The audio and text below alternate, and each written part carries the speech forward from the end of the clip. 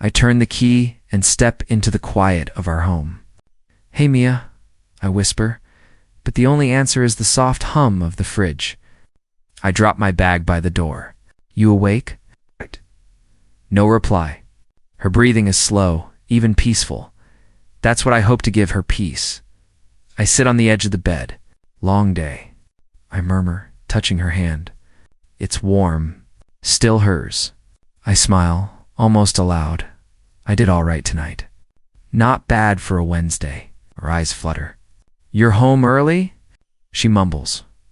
"Early. You know I leave at 9? But I finished the extra route tonight. Figured I'd come home a bit sooner." I brush her hair from her face. "Coffee's on the counter, if you wake up before me." "Thanks," she says, half asleep. I catch her small smile before it fades. I move to the kitchen, flipping on the light. The walls smell faintly of the cheap paint I picked myself. I run a hand along the counter I installed last week. Not bad, right? I say to the empty room. Feels like home. The first few months were easy. I remember the day I handed her the keys. "Our first place," I said, chest swelling. She laughed, that laugh that made me forget everything else. "Our little castle," she whispered. I promised her I'd work nights, build it so she'd never have to. I pour myself a cup of coffee, lean against the counter, and glance at the clock. 9 p.m.? I'll be gone soon. But there's time yet, Mia. I call softly. "Remember our first dinner here? You burned the noodles, and I laughed so hard my stomach hurt." "You laughed because I was hopeless," she replies, voice teasing even from the doorway. "Hopeless, but charming." "Exactly." I grin. I fell for hopeless charm and stubborn eyes. That's why I'm here every night, working, sweating, so we can laugh in a kitchen we built ourselves. She moves closer. "You always work so hard." Her hand touches mine. I see it. "I know," I say, shrugging. "I do it because I love you. Because I want you to have more than I did growing up. You deserve it." She nods, but doesn't say more. There's a tension, subtle, but it's there. I ignore it.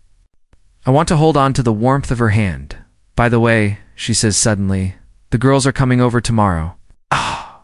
I freeze just a little. "Girls, all of them?" She shrugs.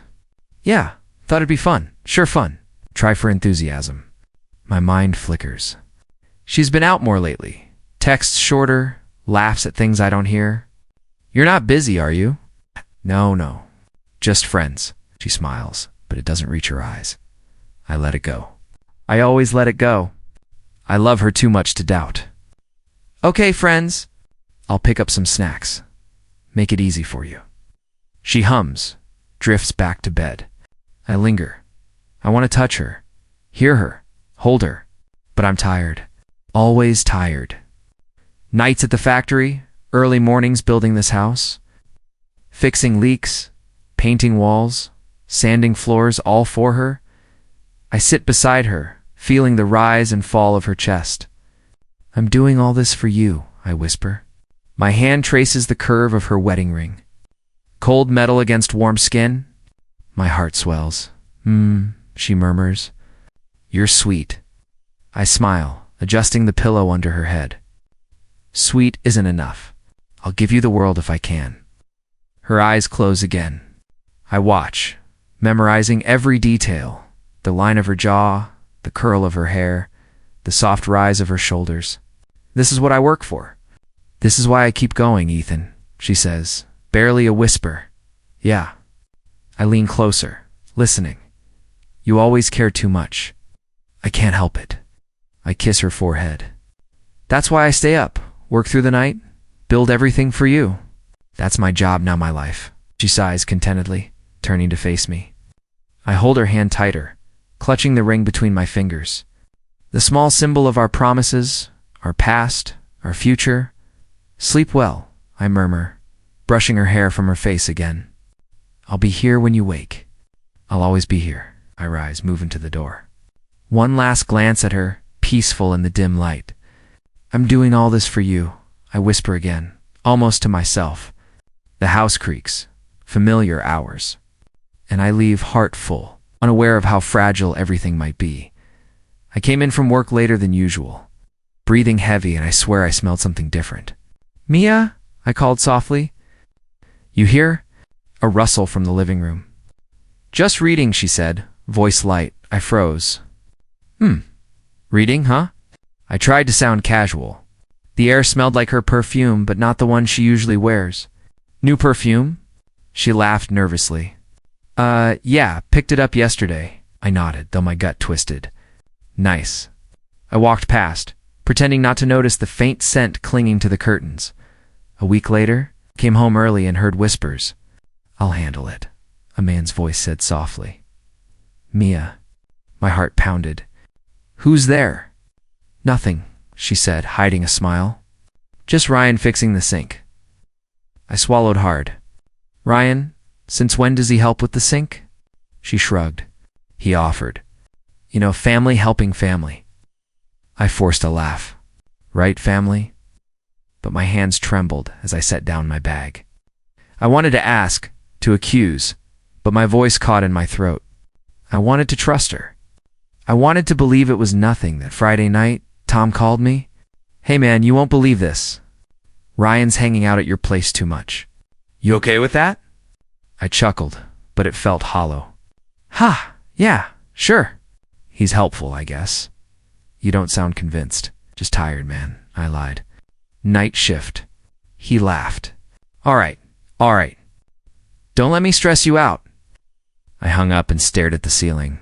Tired, yes, but not enough to explain the knot in my chest. Every time my phone buzzed, I jumped.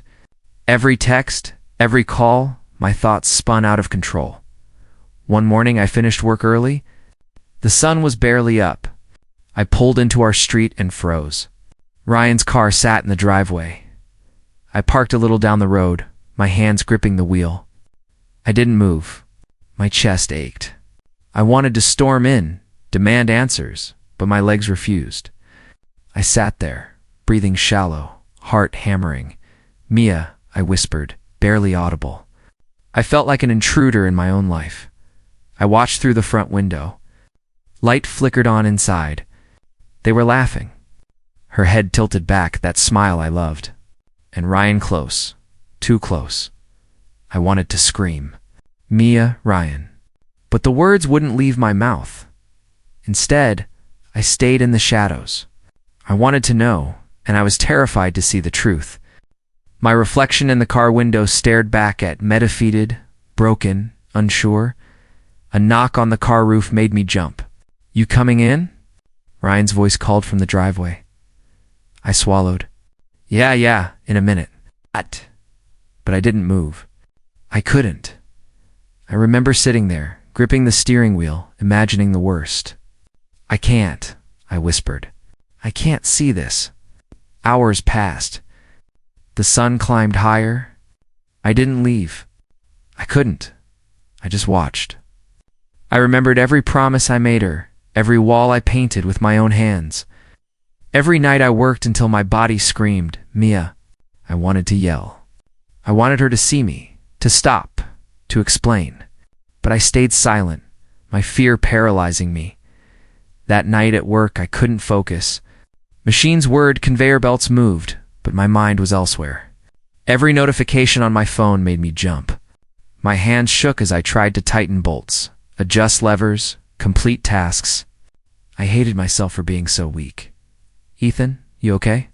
A coworker asked. "Yeah," I muttered, avoiding his eyes. "Just tired." The night dragged. I counted every second until my shift ended. I drove home in silence, windows up, avoiding the streetlights near our house. I didn't want to see anything, yet I couldn't stop thinking about it. The next morning, I watched Ryan leave in his car. Mia waved, smiling, unaware I stood in the shadows.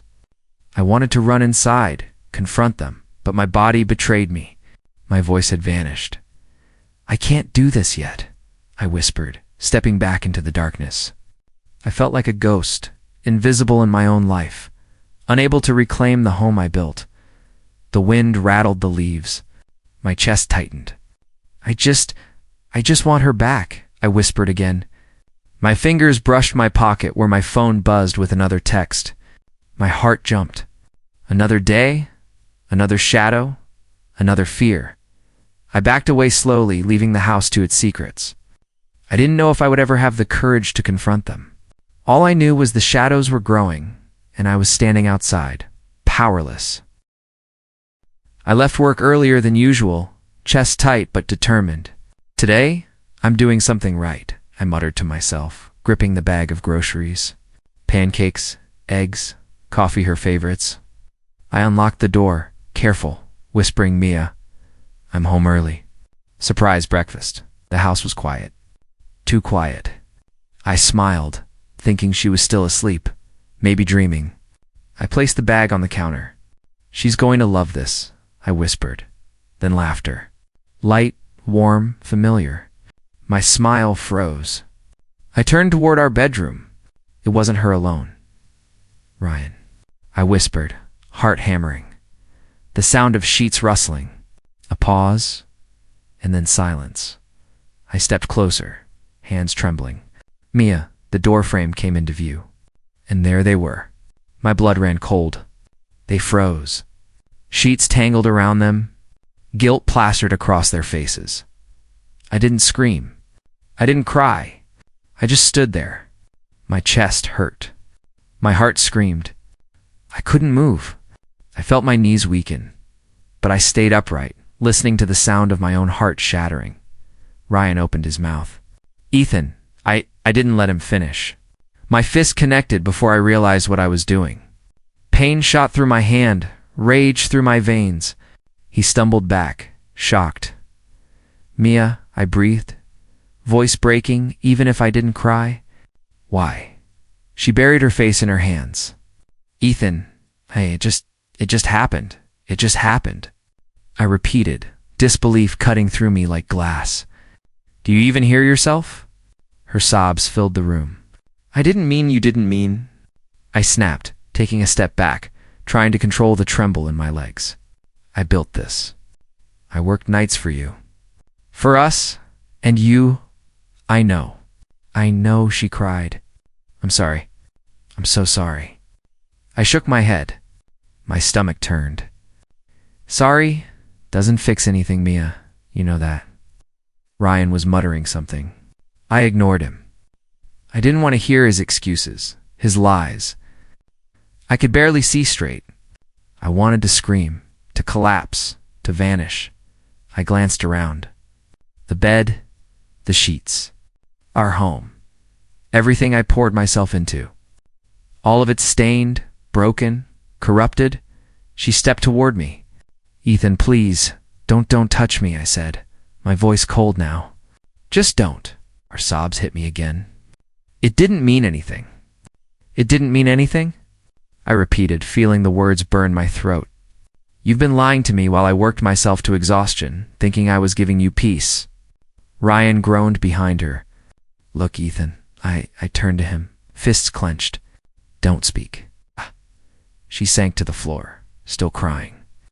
I wanted to shake her. I wanted answers. I wanted my world back.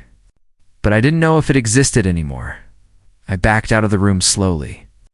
Every step echoed. I didn't take anything, didn't touch anything. I couldn't make it real. Outside, the air hit me like knives. I inhaled sharply, trying to steady the shaking in my hands. I leaned against the wall of our house, staring at the quiet street. Sunrise painted the sky in soft golds and pinks, mocking me. Everything I worked for, I whispered, voice raw.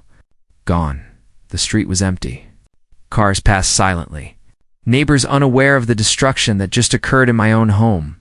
I could feel the weight of my life crumbling, a house built from sweat, love, and exhaustion. Now tainted, I remembered the nights I stayed up fixing leaks, painting walls, sanding floors. For her, for us. And now I had nothing. I sank to the curb, head in my hands.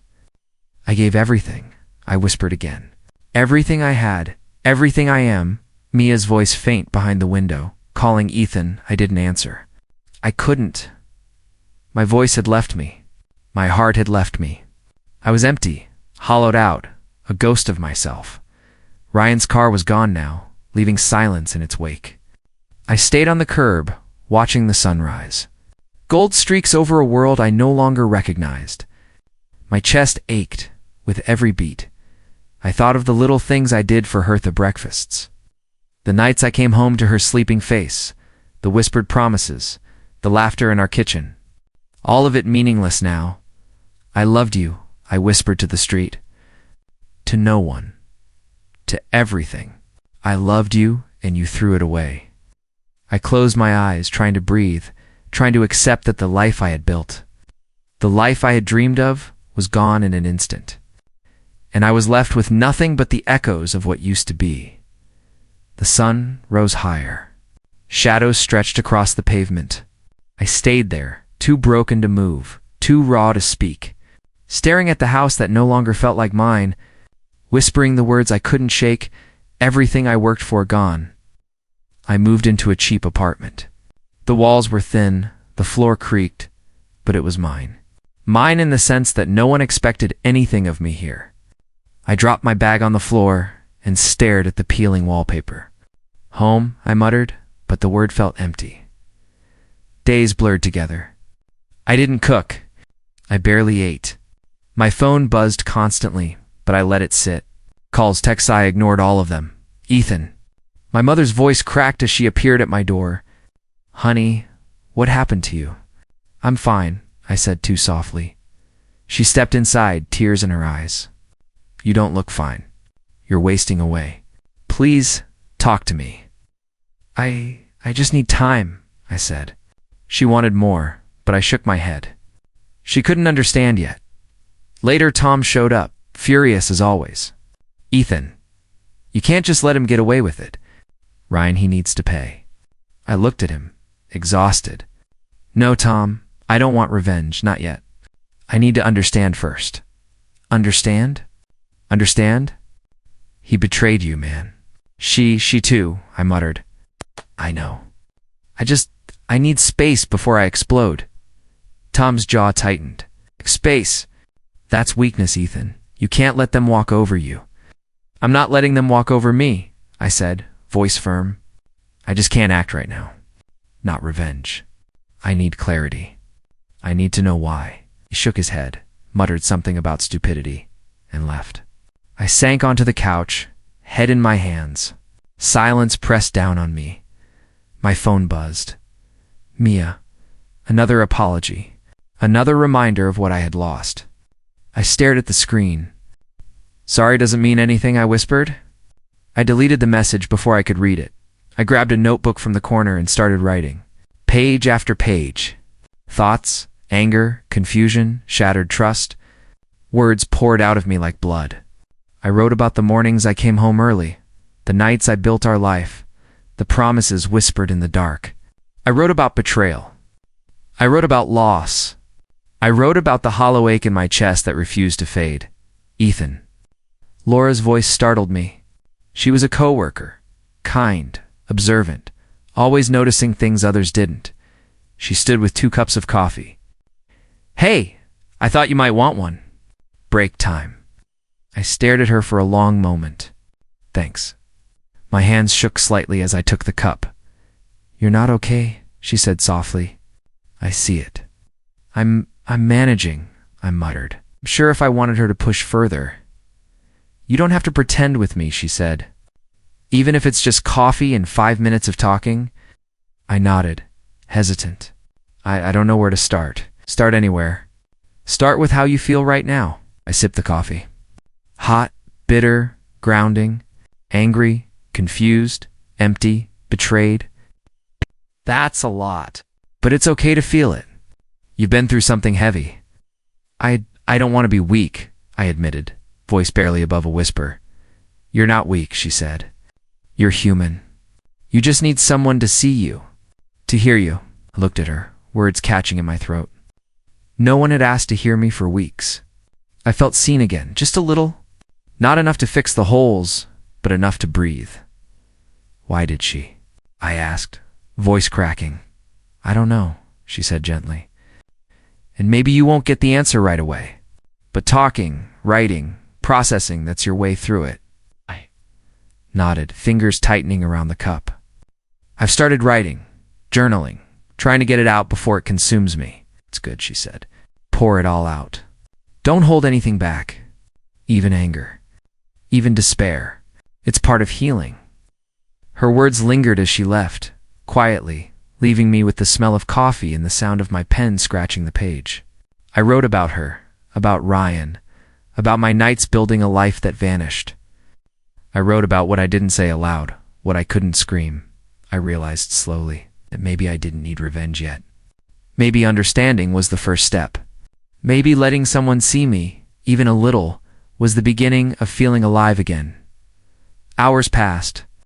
I wrote until my hand cramped, until my chest felt lighter in small, sharp bursts. Laura's coffee still sat beside me, warm. A quiet anchor in the storm. I whispered to myself, maybe someone can see me even now. The silence of my apartment felt less suffocating. My heart still ached, my stomach still turned at the thought of her. But for the first time in weeks, I felt a tiny flicker of being seen, of being remembered, of being real again. And I clung to it. Page after page, sip after sip, word after word. I sat on the edge of my bed, staring at my reflection in the cracked mirror. Laura's right, I muttered. I need to start with me. The next morning, I laced up old sneakers. All right, Ethan, I said aloud. Just start. One step at a time. My legs burned within minutes, but I didn't stop. I didn't want to stop at work. I grabbed extra shifts.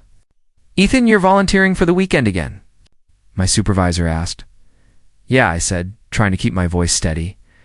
I'll manage. Laura appeared during break with 2 coffees. I thought you might need a refill, she said. I smiled faintly. I feel like I haven't seen anyone notice me in weeks. You're seeing yourself now, she said. Small steps count. Even noticing you counts. I nodded. It's hard. Harder than I thought, and don't rush it, she said. Healing isn't a sprint. I brought the coffee to my lips, savoring the warmth. Maybe I can do this, I whispered. That night, I jogged under the streetlights. Come on, Ethan, keep moving. Don't stop. You're not who you were. My chest heaved, but I felt something shift inside me. A strange calm, like the storm inside me, was settling. A few days later, news started trickling in. Tom called me. Ethan, guess what? Ryan lost his job. Can you believe it? I leaned against the counter, shaking my head. Is that supposed to make me feel better? Tom laughed, loud, brash. You're not smiling. Man, you should celebrate. I shook my head again. No, I don't need to celebrate. Life is already handling itself. I don't need to destroy anyone. What about Mia? Her friends are avoiding her too, Tom added. I raised an eyebrow. Really? Yeah? She's alone. Karma, man. Karma. I said nothing, sipping my coffee. A strange sense of calm washed over me. I didn't want her downfall to feel like victory. I just wanted peace. At home, I opened my journal. The pages were clean, waiting. I wrote, I lost everything. But maybe that's how I find myself. My hand shook, but I kept going, letting words spill out like blood, like sweat, like the ache I carried for weeks. The next morning, I slept longer than I had in months. Finally, I whispered, stretching. Maybe my body needed this. Later, I went to the gym.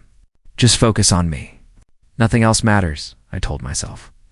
I lifted weights, each repetition burning, each drop of sweat reminding me I was alive.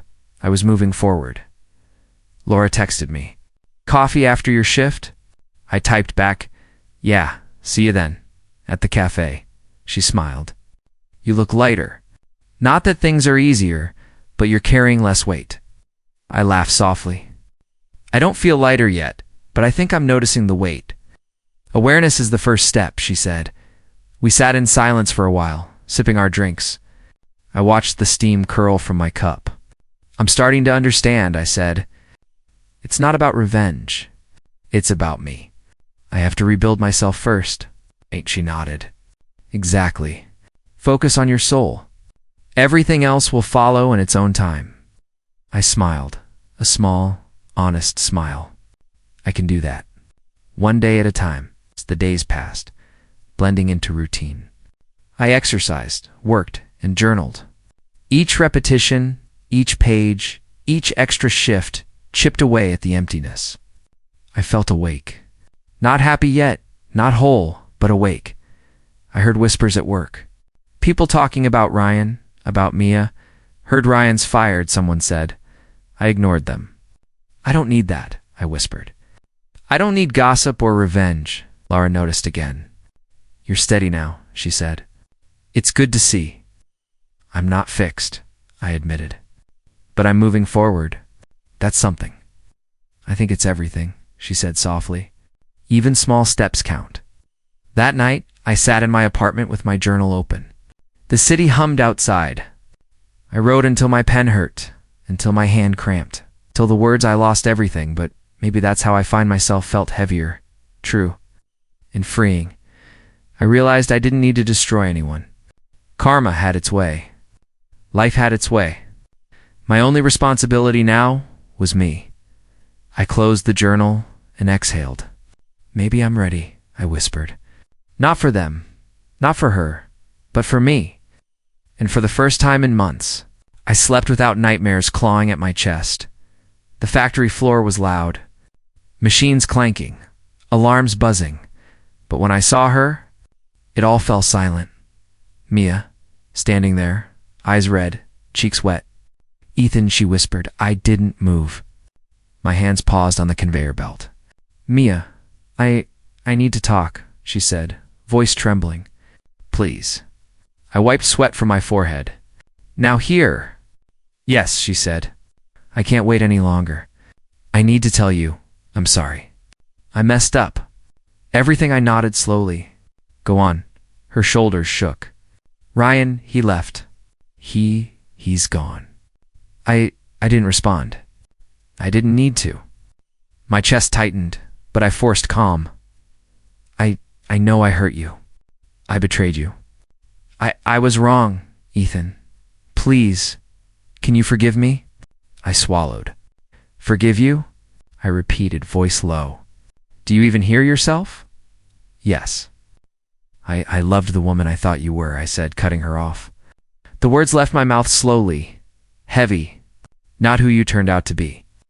The one I built my life for. That woman, she's gone. Her lips trembled. I didn't mean for it to happen. Doesn't matter, I said, voice steady. Doesn't change anything. You made your choices. I made mine. And mine is to walk away. Hi, Ethan, please, she begged, tears falling freely. I love you. Don't you feel anything? I shook my head. I feel everything, Mia. But not the love you're asking for. That's gone. What I feel now is clarity. Strength. Her knees buckled. She sank to the floor, sobbing, hands over her face. I was a fool. I don't deserve you. You're right, I said quietly. You don't deserve me. And I don't need apologies. Not from you, not now, not ever. The time for words has passed. Actions define a life, not tears. Looked up, desperation in her eyes. Ethan, do you still care? Even a little. I cared, I said. I still do, but not the way you want me to. I care for the man I am now, the life I need to live. That doesn't include you. Her shoulders shook harder. Please, just one more chance? I stepped back. No, not one more chance. I'm done hoping for something you'll never give me. Goodbye, Mia. I turned and walked away, my legs trembling, but not from pain. From strength? From the realization that I could survive this. That I could survive her. I went home later that night, body exhausted but mind clear. Laura was waiting, sitting at the small kitchen table with 2 mugs of tea. She smiled softly. Long day. I sank into the chair across from her. The longest. She came, begged. Tried to pull me back, and I told her I loved the woman I thought she was. That's all. Nothing else matters now. Laura nodded. Good, that's healthy. For you, I looked at her, fingers wrapped around the warm mug. I expected rage, pain, tears, and there were some, yes, but I didn't break. Not really. I'm okay in a strange way. Stronger. That's progress, she said. It's more than most manage after betrayal. I thought I'd never feel like myself again, I admitted. I thought everything she took was gone forever. But now I think I'm beginning to find myself. Laura leaned back, listening. She didn't push for answers. She didn't offer solutions. She'd just let me speak. And for some reason, that was enough. I'm not ready for anyone else, I said finally. Not you. Not anyone. I just need to focus on me. On rebuilding, slowly. That's smart, she said. And I'll support that. No pressure, no judgment. I took a deep breath. I've been running, pushing myself, trying to heal alone. But talking, just talking, even without expectations, it helps. It really does, Laura smiled. I'm glad. You deserve someone who listens. Someone who sees you. Even if it's just for now. I never realized how much I needed that, I said softly. Just someone who doesn't demand. Someone who doesn't rush. Someone who just lets me be me. That's enough, she said, gently. That's enough to start with. We sat in silence, the hum of the city outside the window. I sipped my tea, feeling warmth spread through me not from the drink, but from the calm, the quiet, the understanding that I was still standing. Thank you, I whispered, for just being here. Always, she said softly, a hand brushing mine lightly. No pressure. No expectation. Just presence.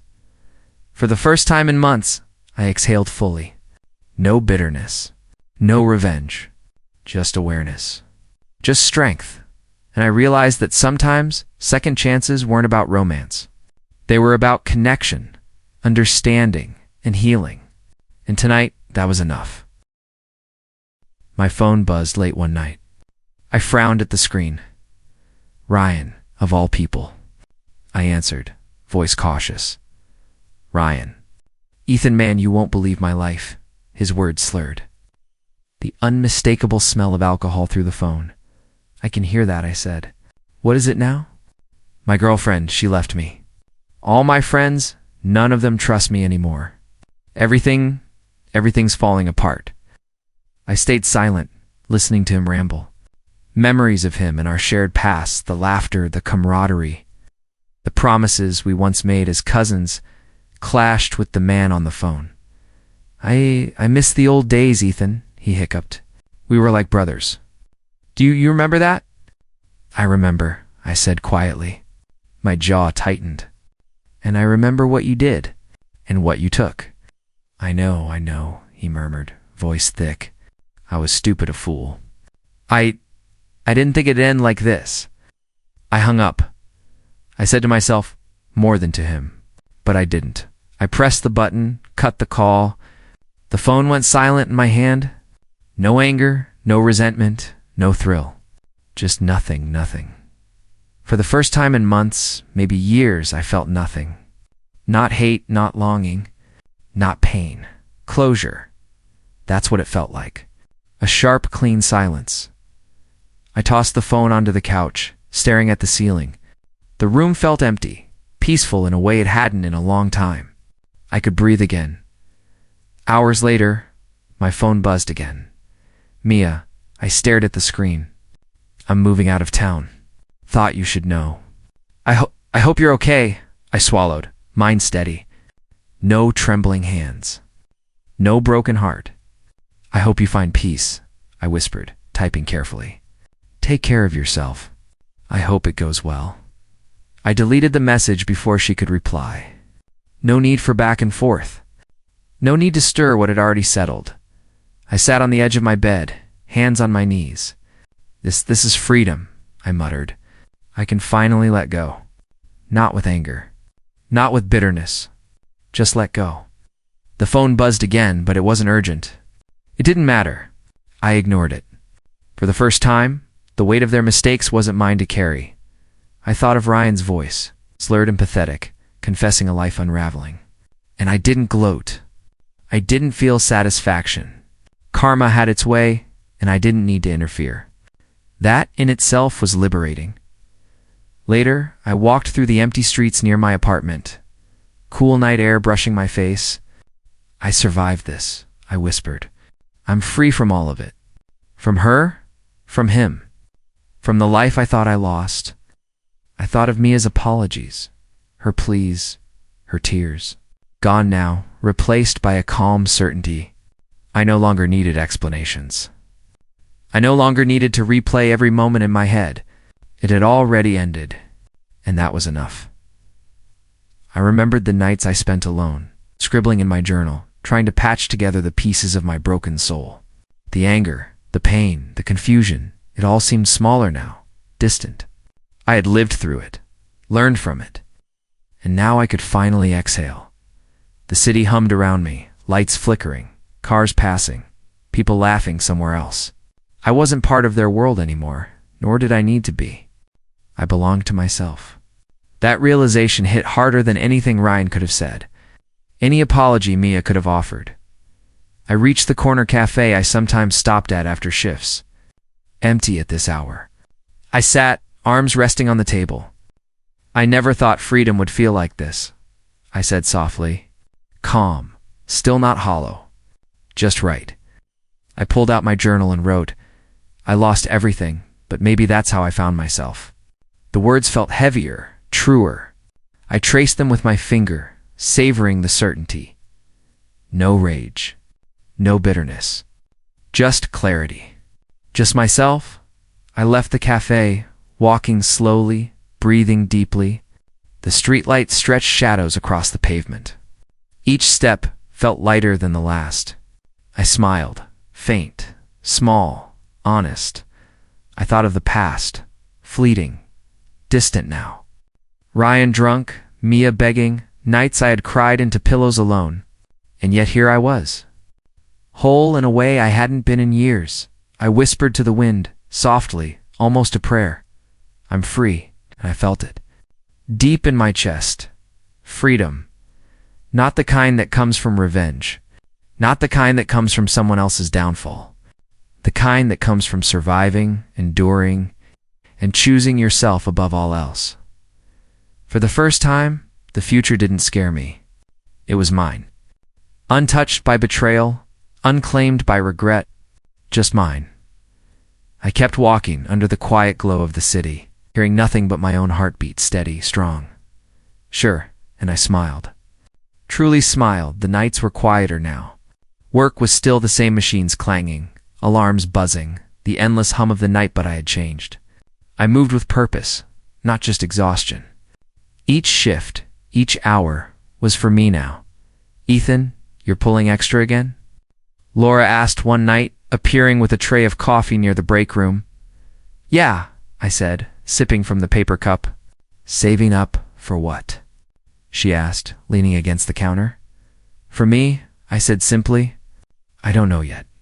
But for something that isn't tied to anyone else. She smiled, soft, genuine. That's good. I like hearing that. Thanks, I said, feeling a warmth I hadn't felt in years. Not for her, not yet, but just alive.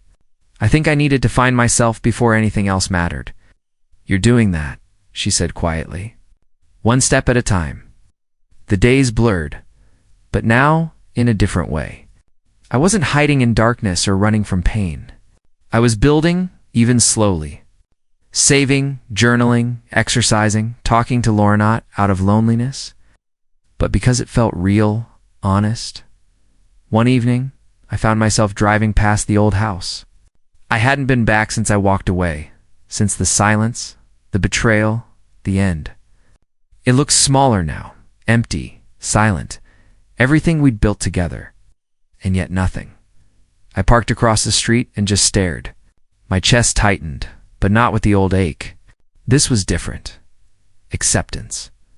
I stepped up to the porch, hand brushing the weathered wood. Hello, old friend, I whispered. It's been a while.